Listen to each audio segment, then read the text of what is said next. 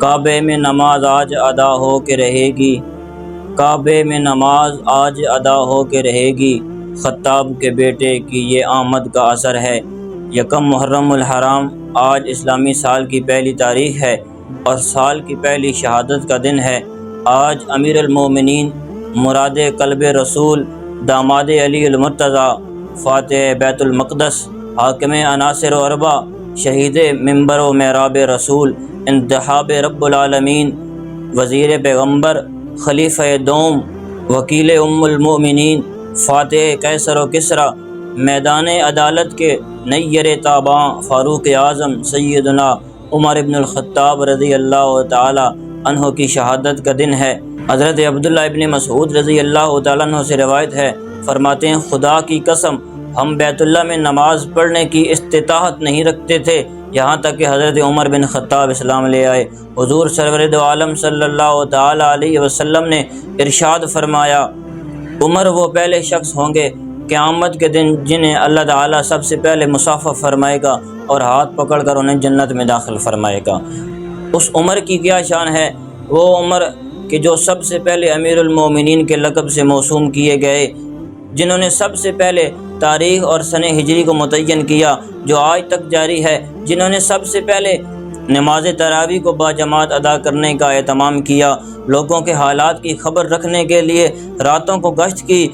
وہی عمر بن خطاب جنہوں نے سب سے پہلے بے جا مذمت کرنے والوں پر حد جاری فرمائی، شرابی پر 80 کوڑے لگائے اور نماز جنازہ میں 4 تکبیروں کا اہتمام کیا، وہی عمر جنہوں نے سب سے پہلے دفاتر قائم کیے اور وزارتیں قائم کیں، اور وہ عمر جنہوں نے سب سے زیادہ تاریخ اسلام میں فتوحات حاصل کیں اور صدقے کا مال اسلامی امور میں خرچ کرنے سے روکا، اور وہ عمر کے جنہوں نے ترکے کے مقرر حصوں کی تقسیم کا نظام قائم کیا، اور وہی عمر بن خطاب جنہوں نے سب سے پہلے گھوڑوں پر زکوٰۃ وصول کی، سب سے پہلے شہروں میں قاضی مقرر کیے اور کوفہ، بصرہ، جزیرہ، شام اور ایران جیسے ملکوں کو فتح کر کے آباد کیا، اور وہ عمر جنہوں نے مقام ابراہیم کو نصب کیا جو آج تک اس مقام پر نصب ہے، وہ عمر بن خطاب جنہوں نے سب سے پہلے مسجد نبوی کی توسیع کی اور ٹاٹ کا فرش بچھایا، مسجدوں میں قندیلیں روشن کرنے کا نظام رائج کیا اور عشر و خروج کا نظام رائج کیا اور جیل خانے بنائے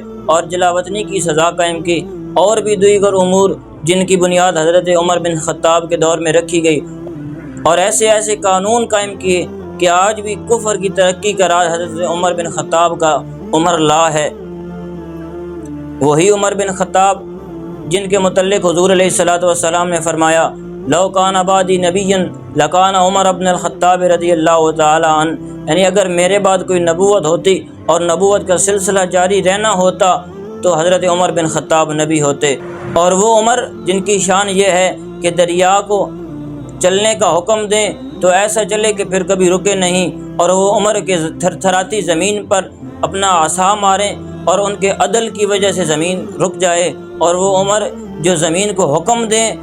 تو وہ زمین اپنے اندر جذب کیے ہوئے تیل باہر نکال دے، وہ عمر جن کے متعلق حضور سرور دو عالم صلی اللہ تعالی علیہ وسلم نے فرمایا، الشیطان یفر من ظل عمر،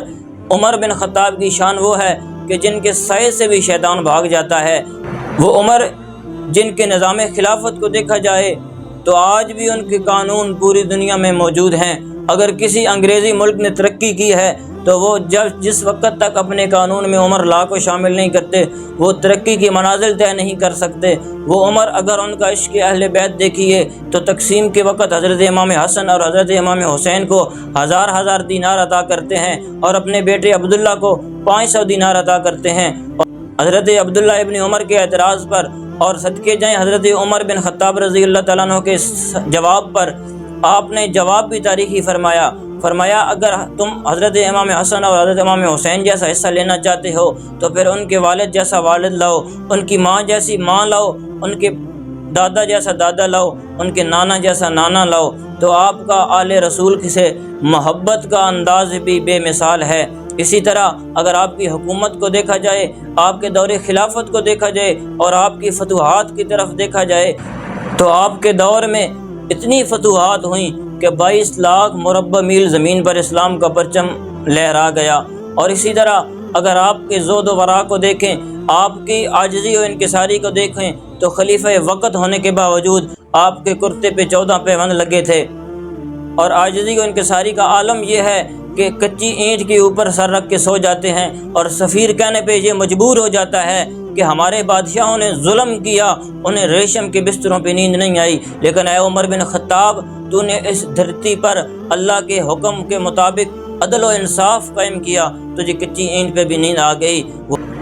وہی عمر بن خطاب کہ جنہیں اللہ کریم کی بارگاہ سے اور مصطفیٰ کریم کے وسیلہ سے جو عظمتیں اور شانیں ملیں وہ آج تک اظہر من الشمس ہیں، لیکن کچھ بدبخت اور کچھ ملعون جو آج بھی حضرت عمر بن خطاب پہ زبان تان دراز کرتے ہیں، وہ ابو لولو فیروز کی ناجائز اولاد، وہ آج بھی حضرت عمر بن خطاب کی شان کو ہضم نہیں کر سکتے، اس لیے کہ ان کے اندر جو تکلیف ہے وہ آج سے نہیں ہے، وہ صدیوں پرانی ہے۔ وہ ایران کے کالے کوے جو حضرت عمر بن خطاب کے بارے میں بکواسات کرتے ہیں، ان پہ اپنی زبانیں تان دراز کرتے ہیں، اس کے پیچھے راز یہ ہے کہ جب یہ مجوسی تھے ان کے بزرگ، اور جب یہ ہندو تھے اور بتوں کی پوجا پاٹ کرتے تھے، تو صحابہ کرام نے حضرت عمر بن خطاب رضی اللہ تعالیٰ عنہ کی قیادت میں ان کو ایسی مار پلائی اور ان کو مار کر جب مسلمان کیا، اب ان کے پاس کوئی اور ہیلہ تو نہیں ہے کہ وہ میدان جنگ میں اتریں، لیکن ان کے پاس اپنے بزرگوں کی وہ مار اور اس کا بغض ظاہر کرنے کے لیے ایک ہی طریقہ ہے، جس کی وجہ سے وہ حضرت عمر بن خطاب پہ زبان تان دراز کرتے ہیں۔ لیکن اگر کتا آسمان کی طرف منہ کر کے بھونکتا بھی رہے تو ستارے کی روشنی میں کمی نہیں آتی، بلکہ وہ مزید چمکتا ہے۔ اسی طرح شان میرے حضرت عمر بن خطاب کی ہے کہ اتنی صدیاں گزرنے کے باوجود، ان کے خلاف اتنے ٹائٹل لکھنے کے باوجود اور اتنی کتابیں اور ان کے خلاف اتنا بغض اپنی مجالس میں ظاہر کرنے کے باوجود،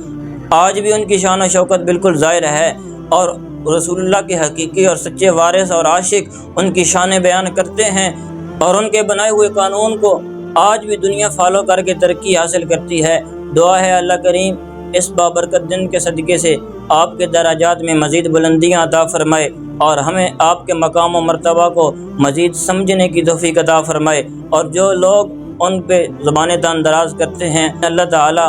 ہم دعا کرتے ہیں کہ انہیں ہدایت نصیب فرمائے۔ وآخر دعوانا ان الحمد للہ رب العالمین۔